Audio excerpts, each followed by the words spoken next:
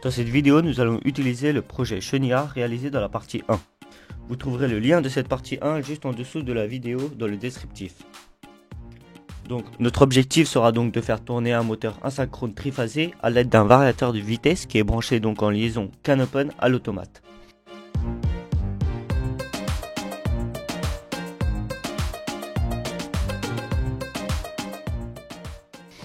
Pour réaliser ceci, on va faire quelques branchements en complément du câblage déjà effectué pour le chenillard.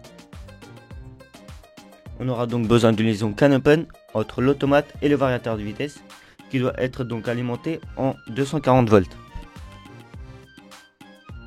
Sur ce variateur viendra se brancher un moteur triphasé.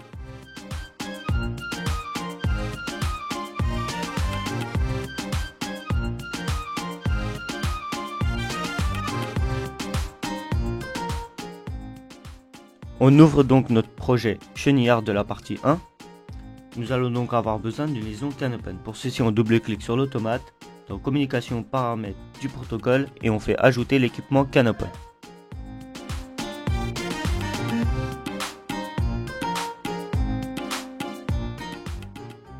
La liaison donc est créée.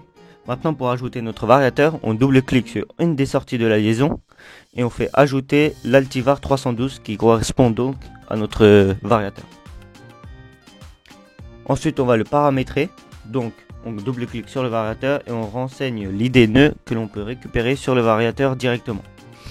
Et après, on renseigne le débit que l'on réglera en double-cliquant sur l'automate et dans les paramètres physiques du CAN/OPEN.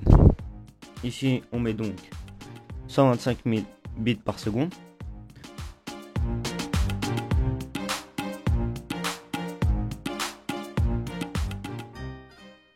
La prochaine étape est d'écrire un programme qui fera tourner le moteur. Donc on ajoute un nouveau objet POO que l'on écrira en langage CFC. C'est un langage basé sur des blocs fonctionnels. On va donc créer un bloc qui permettra d'alimenter le variateur.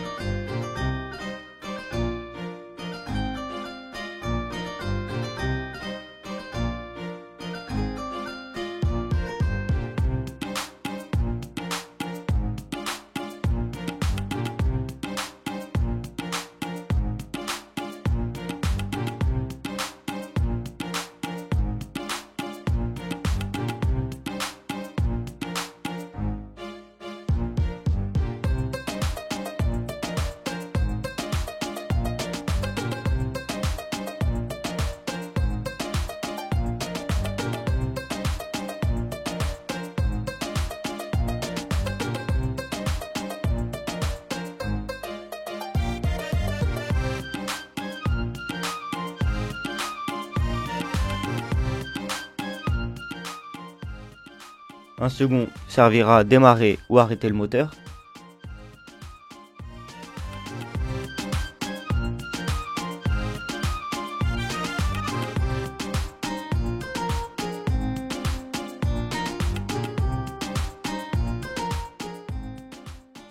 Le troisième bloc permettra de choisir le sens de rotation du moteur.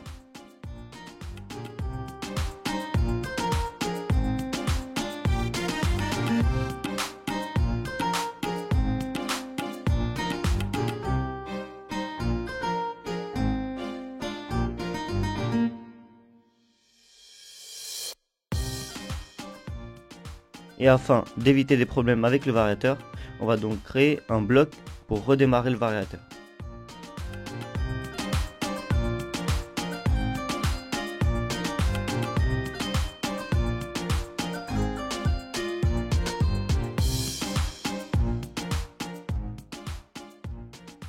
Et bien sûr, on n'oublie pas d'ajouter les variables de ce programme dans les configurations de symboles pour pouvoir les utiliser dans l'interface.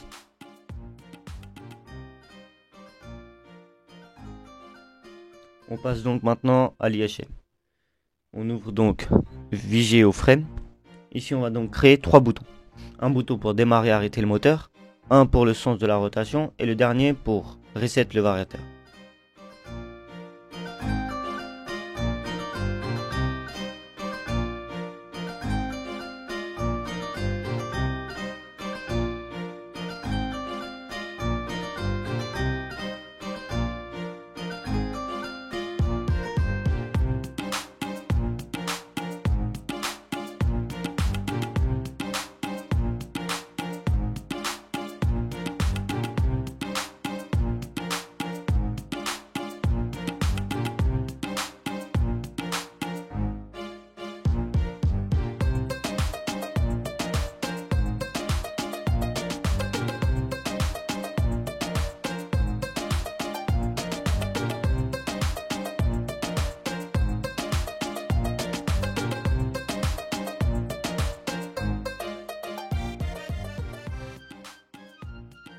Une fois ceci fait, on peut télécharger l'interface sur le terminal graphique Magillis et ouvrir la session. On passe donc à la phase de test.